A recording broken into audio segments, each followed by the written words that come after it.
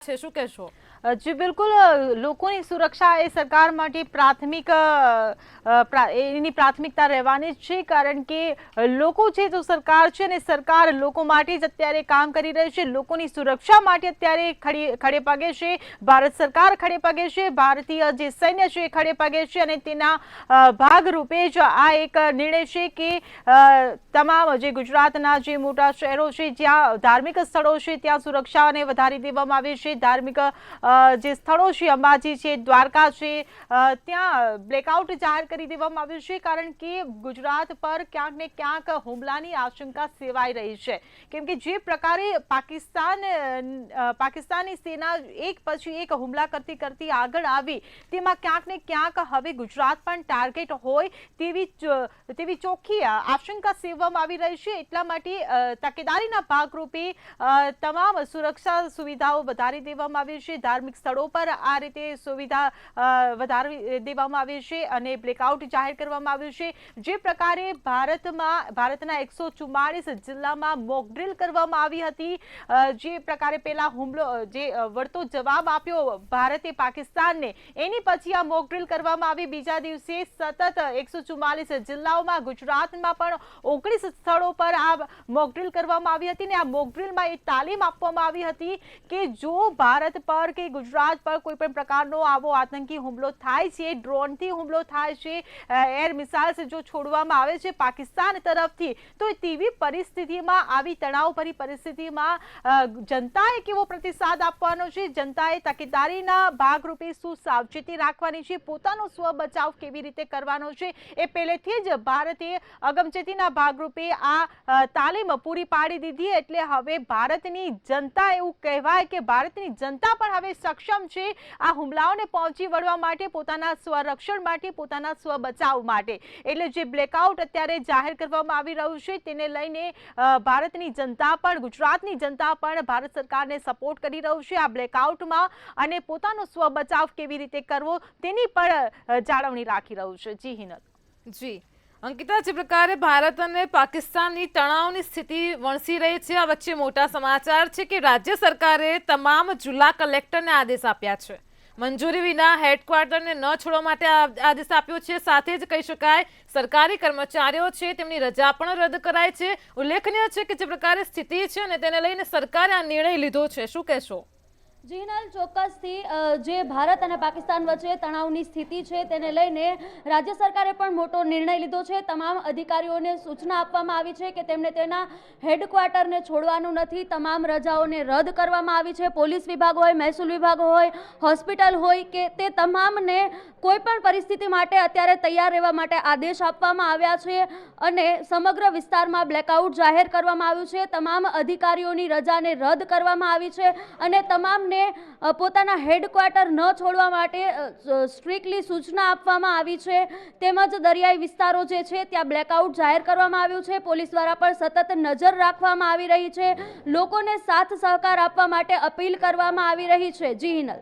જી, જે પ્રકારે હિરલ, ભારતની કાર્યવાહીથી પાકિસ્તાનમાં હવે ગભરાટ ફેલાયો છે. સૂત્રો દ્વારા માહિતી મળી કે આર્મી ચીફ અસીમ મુનીરને પણ હટાવાયા છે. પીઓકેમાં હજુ પણ તોપમારો થઈ રહ્યો છે. પીઓકેમાં ભારત હજુ પણ પ્રચંડ પ્રહાર કરી રહ્યો છે. અનેક આતંકી કેમ્પને તબાહ કરી દીધા છે. આતંકવાદ સામે ભારત હવે તેને જડમૂળથી નેસ્તનાબૂદ કરવા માટે તત્પરતાથી કામ કરી રહ્યું છે. ભારતીય સેનાની કામગીરી બિરદાવવા લાયક છે, શું કહેશો? જી બિલકુલ, જે પ્રકારે ભારત કાર્યવાહી કરી રહ્યું છે તે ચોક્કસથી બિરદાવવા લાયક છે, કારણ કે પાકિસ્તાને જે નાપાક હરકતો કરી છે તેનો જડબાતોડ જવાબ અત્યાર સુધી ભારતીય સેનાએ આપ્યો છે. એ પછી આપણે જે જોયું ઓપરેશન સિંદૂર જે પ્રકારે પાર પાડવામાં આવ્યો, તે પ્રકારે એ જે કાર્યવાહી જે કરવામાં આવી કડક, જે એને લઈને આખું દેશ તેની સરાહના કરી રહ્યું છે. ત્યારે હવે એક પછી એક જે જવાબી કાર્યવાહી કરવામાં આવી રહી છે તેના જ ભાગરૂપે આ કાર્યવાહી છે કે લાહોરમાં પણ આઈએસઆઈના હેડક્વાર્ટર પર હુમલો કરવામાં આવ્યો, કરાચી પોર્ટ પર હુમલો કરવામાં આવ્યો છે, ઇસ્લામાબાદમાં હુમલો કરવામાં આવ્યો. જેટલા પણ હુમલા પાકિસ્તાને કર્યા છે અત્યાર સુધી તમામ હુમલાને નિષ્ફળ બનાવવામાં આવ્યા છે, અને આ નિષ્ફળ બનાવવામાં ભારતીય સેના પણ ક્યાંક ને ક્યાંક સક્ષમ રહી છે, સફળ રહી છે, જેની સરાહના આખો દેશ કરી રહ્યો છે, આખું વિશ્વ કરી રહ્યો છે.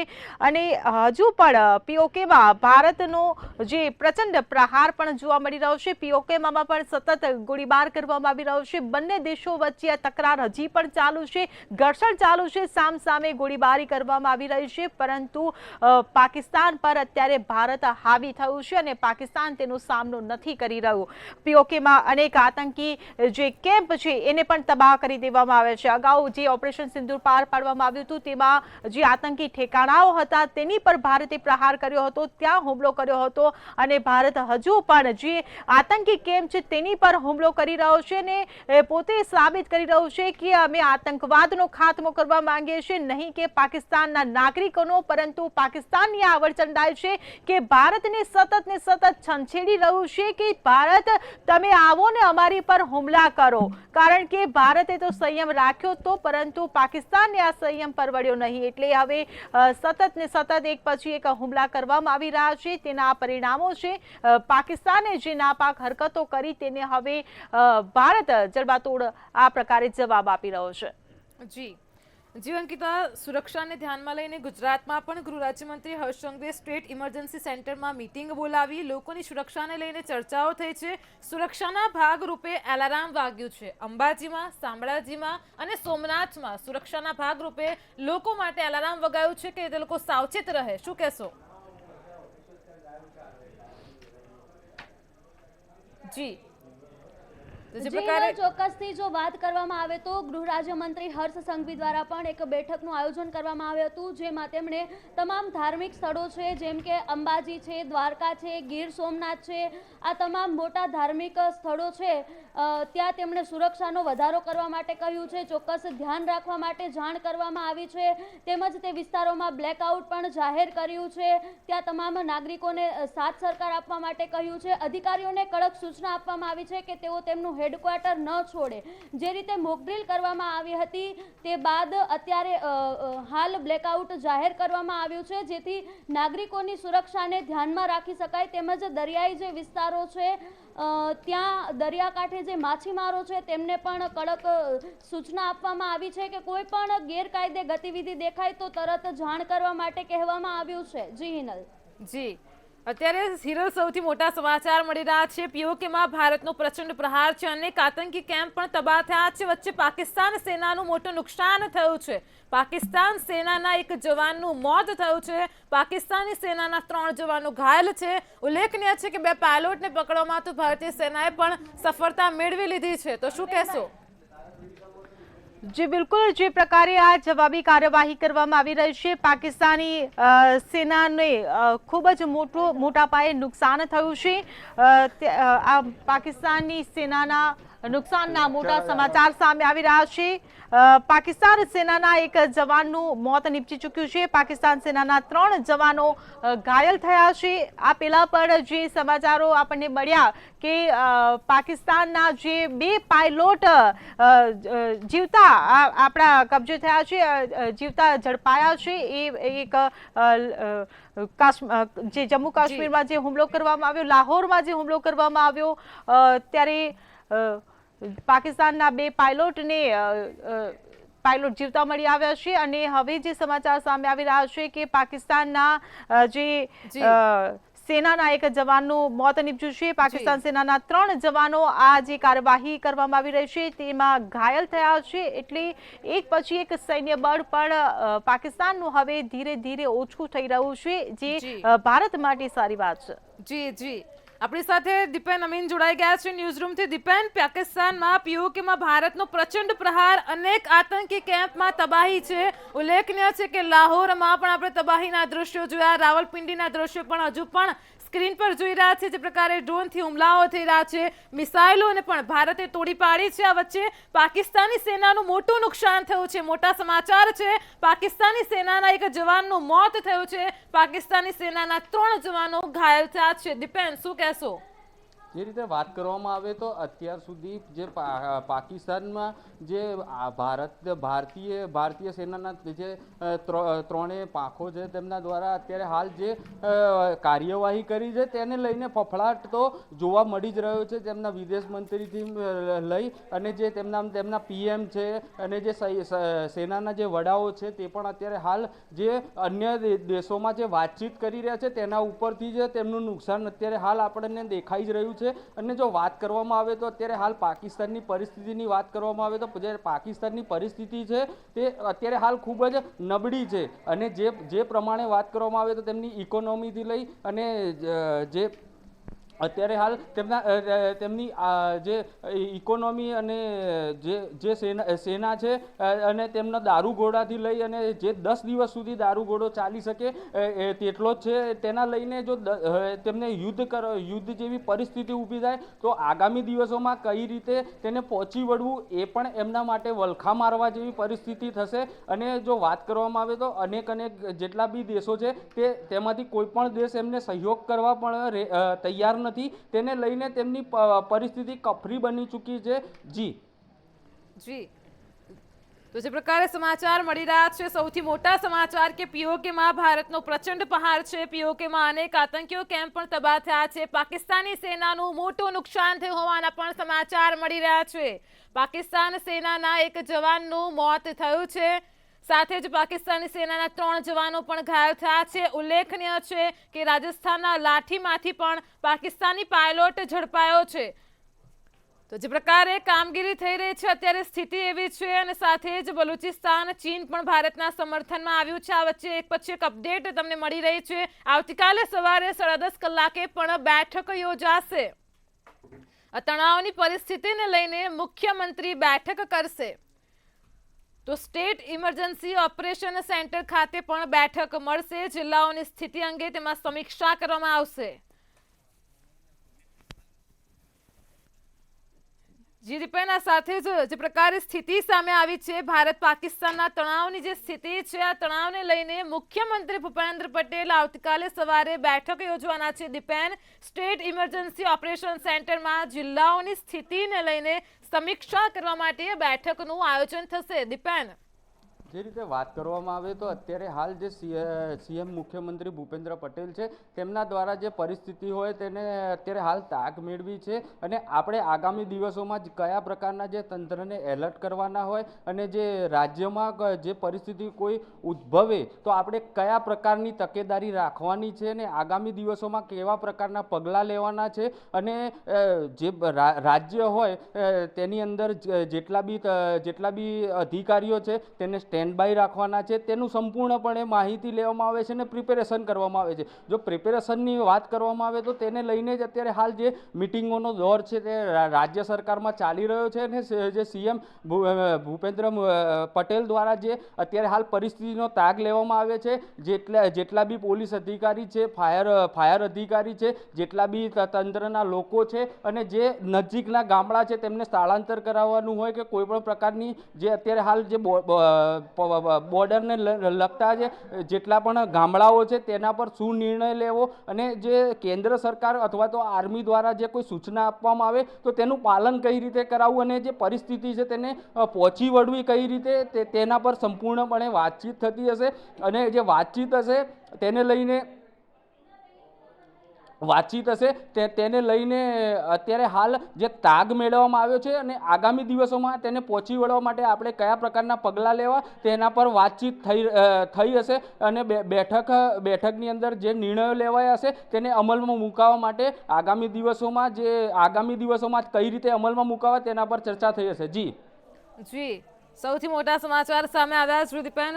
જે પ્રકારે આવતીકાલે હવે મુખ્યમંત્રી પણ બેઠક કરશે, જે પ્રકારે સ્ટેટ ઇમરજન્સી ઓપરેશન સેન્ટર ખાતે બેઠક મળશે। જિલ્લાઓની સ્થિતિ અંગે ખાસ તો સમીક્ષા કરવામાં આવશે। હાલ પણ ગૃહ રાજ્યમંત્રી હર્ષ સંઘવીએ સ્ટેટ ઇમરજન્સી સેન્ટરમાં મીટિંગ બોલાવી હતી અને જે પ્રકારે સ્થિતિ ઊભી થઈ છે, ભારત પાકિસ્તાન વચ્ચે તણાવની સ્થિતિ છે, એ વચ્ચે ખાસ કરીને ગુજરાતની સુરક્ષાને લઈને સૂચના અપાઈ છે, આદેશ આપવામાં આવ્યા છે। સરહદી વિસ્તારોમાં જે પ્રકારે એલર્ટ છે, કચ્છ, ભુજ, પાટણ અને ત્યારબાદ હવે તો દ્વારકા, શામળાજીમાં પણ એલાર્મ વગાડવામાં આવ્યું છે। લોકોની સુરક્ષા ખાસ પહેલી પ્રાથમિકતા છે સરકાર સામે, કારણ કે પાકિસ્તાન તો અવરચંડાઈ કરી જ રહ્યું છે। પાકિસ્તાનને તો નેસ્તનાબૂદ કરવાનું છે, આતંકવાદનો પણ ખાત્મો કરવાનો છે, સાથે જ ભારતની પણ સુરક્ષાને ધ્યાનમાં લઈને ગુજરાતમાં જે પ્રકારે એલાર્મ વગાડવામાં આવ્યું છે સુરક્ષાના ભાગરૂપે અંબાજી, શામળાજી, સોમનાથમાં એલાર્મ વાગ્યું, દ્વારકામાં તાત્કાલિક અસરથી નિર્ણય લેવાયો, દ્વારકામાં બ્લેકઆઉટ જાહેર કરવામાં આવ્યું। જી હિરલ, તો આ વચ્ચે અન્ય સમાચાર છે કે રાજ્ય સરકારે હવે તમામ લોકોને આદેશ આપી દીધો છે, જે પ્રકારે જિલ્લા કલેક્ટરો છે, જિલ્લા કલેક્ટરોને આદેશ આપ્યો છે કે મહેસૂલ વિભાગના તમામ વડાઓને પણ આદેશ આપ્યો છે, જ્યાં સુધી મંજૂરી ન મળે, મંજૂરી વિના હેડક્વાર્ટરને ન છોડો તે પ્રકારનો આદેશ આપવામાં આવ્યો છે. ખાસ કરીને કહી શકાય કે અધિકારીઓની રજાઓ પણ રદ કરવામાં આવી છે. હિરલ, જે બિલકુલ જે પ્રકારે હવે પરિસ્થિતિનું નિર્માણ થયું છે, બંને દેશો વચ્ચે જે તણાવ ઊભો થયો છે તેને લઈને હવે ભારત સરકાર સતત ને સતત એલર્ટ જોવા મળી રહ્યું છે. એ ઝીણીમાં ઝીણી પણ ચૂક હવે કરવા માટે તૈયાર નથી, કારણ કે ભારતને ખબર છે જો એક નાની અમથી પણ જો ચૂક રહી જશે તો તેનો ફાયદો પાકિસ્તાન ઉઠાવી જશે. એટલે ભારત સરકારે આ આદેશો આપ્યા છે અને આવતીકાલે મુખ્યમંત્રી પણ જે બેઠક કરશે 10:30 કલાકે આ બેઠક યોજવામાં આવશે. તેમાં સ્ટેટ ઇમરજન્સી ઓપરેશન સેન્ટર ખાતે આ બેઠક યોજવામાં આવશે. જિલ્લાઓની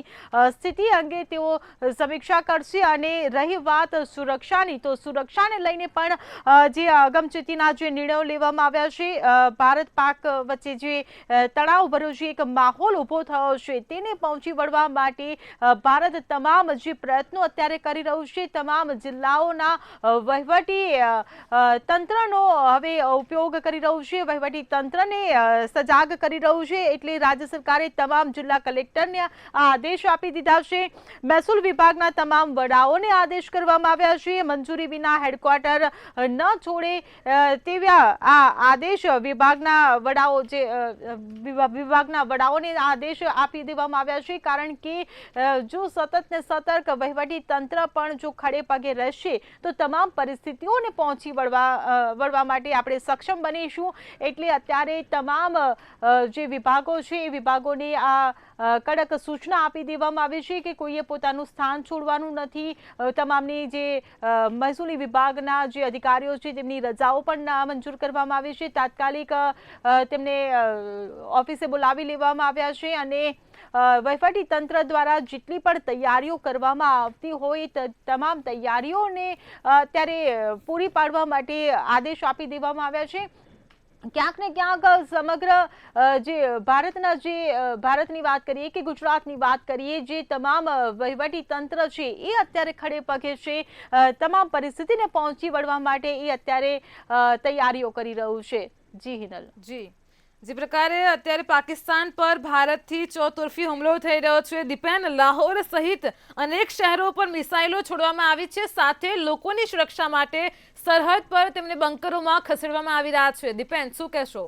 જે રીતે વાત કરવામાં આવે તો અત્યારે હાલ પંજાબ બોર્ડરથી લઈ રાજસ્થાન અને ગુજરાત, તો ત્રણે તરફથી તો જે પાકિસ્તાન છે તે ઘેરાયેલું છે, તેના માટે એક જ રસ્તો ખુલ્લો તો તે છે અરબ સાગર. અને ત્યારબાદ જો વાત કરવામાં આવે તો ચાઇના થ્રુ અને જે ભૂમિ માર્ગથી તેને કોઈ પણ પ્રકારની સહાયતા મળી શકે તેવું અત્યારે હાલ લાગી રહ્યું છે. પણ અત્યારે હાલ જો ચાઇના જે રીતે વાત કરી રહ્યું છે તેને લઈને એવું લાગી રહ્યું છે કે અત્યારે હાલ જે ચાઇના છે તે સંપૂર્ણપણે ભારતના ફેવરમાં છે. તેને લઈને જો વાત કરવામાં આવે તો અત્યારે હાલ જો વાત કરવામાં આવે તો ચાઇનાએ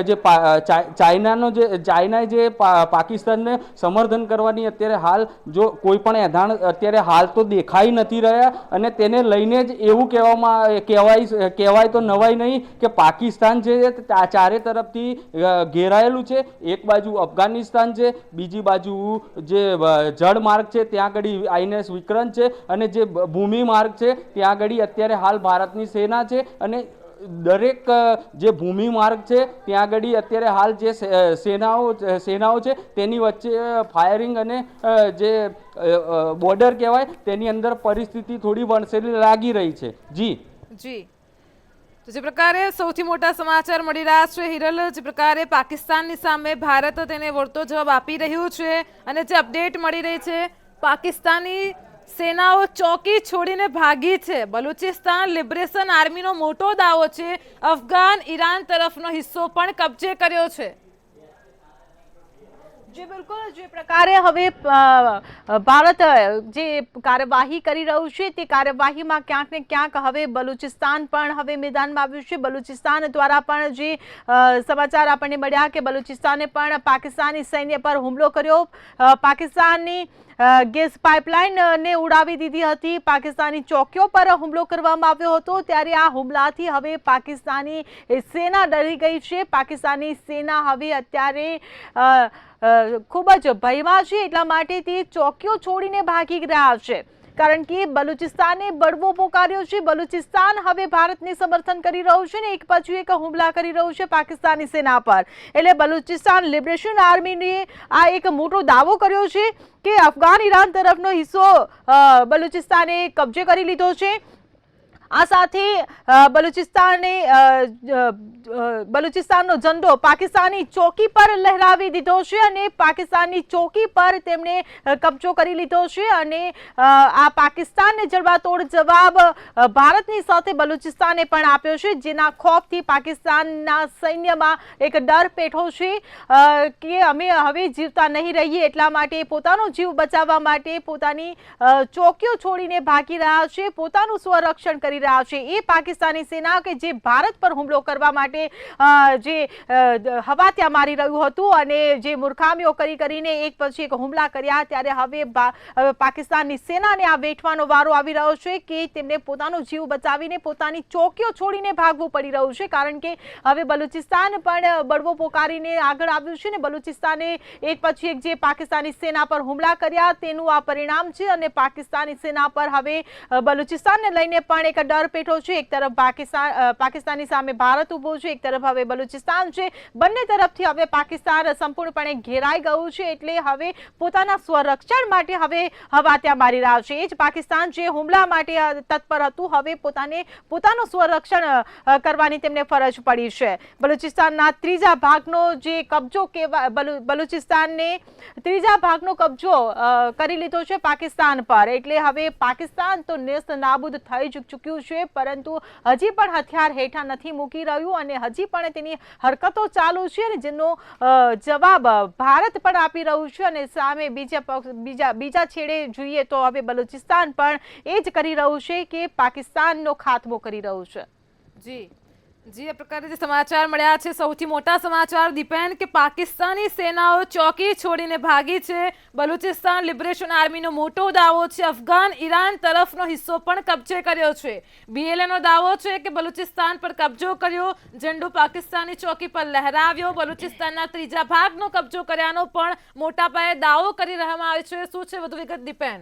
જે રીતે વાત કરવામાં આવે તો પાકિસ્તાનની અંદર જે બલુચ આર્મી અને જે અન્ય સંગઠનો છે તેમના દ્વારા અત્યાર સુધી જે થોડા પ્રમાણમાં અત્યારે હાલ તેના પર કબજો હતો જ, પણ જે વાત કરવામાં આવે તો પાકિસ્તાનની જેટલી જે પોલીસ ચોકી હતી તેને અગાઉના સમયમાં જે આપણે બલુચિસ્તાન અને લિબરેશન આર્મી દ્વારા ઉડાડતા પણ વિડીયો સામે આવ્યા હતા. અને જો વાત કરવામાં આવે તો આના પહેલાં પણ તેમને એક પ્રેસ નોટ અથવા તો પીસી કરી અને તેમને કીધું હતું કે અત્યારે હાલ જે પાક આર્મી છે તે બલુચિસ્તાન અને જે ખૈબર પખ્તુનખ્વા છે તેના જેટલા પણ એરિયા છે તેને છોડીને અત્યારે હાલ જતી રહે. પરંતુ જો વાત કરવામાં આવે તો જે બલુચિસ્તાન છે તેમના દ્વારા એક પોલીસ સ્ટેશન અથવા તો કોઈ એક ચોકી ઉડાડી હોય તો તેમાં કોઈ નવાઈની વાત નથી. આના પહેલાં અનેક વખત જ્યારે આપણા નિર્દોષ 26 નાગરિકો પર જ્યારે એમને હુમલો કર્યો હતો તેના 4 કે 5 દિવસ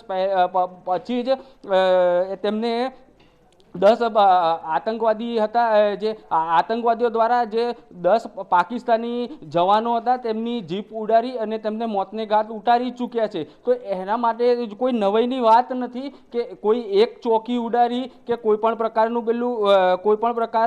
પ્રકારે તેમને કોઈ કાર્યવાહી કરી હોય તે દરરોજ અને દૈનિક ક્રિયા પ્રમાણે જ તે લોકો કરી રહ્યા છે. પણ જ્યારે આપણે હુમલો કર્યો ને એ સમયે કર્યો એ બહુ મોટી વાત છે. કારણ કે અત્યારે હાલ જે પાકિસ્તાની આર્મી અને પાકિસ્તાનના જે તંત્ર છે તેને અત્યારે હાલ બે પરિસ્થિતિ ઉપર વેઠવું રહ્યું.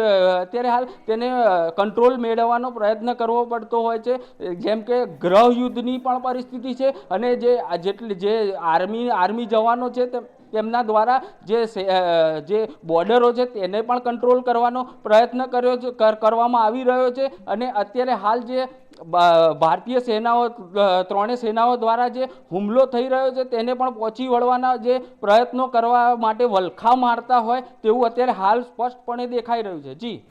જી જી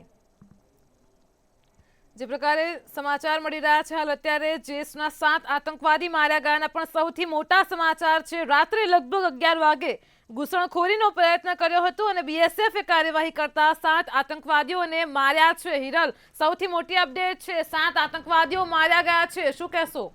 જી બિલકુલ, જે પ્રકારે આ હવે યુદ્ધની પરિસ્થિતિનું જે નિર્માણ થયું છે, સામસામે હુમલા થઈ રહ્યા છે, ભારત તેની જવાબી કાર્યવાહી કરી રહ્યું છે. ભારતે હવે એ લક્ષ્ય સાધી લીધું છે, એ ઠાની લીધું છે કે હવે પાકિસ્તાનનો ખાત્મો કરી જ દેવાનો છે.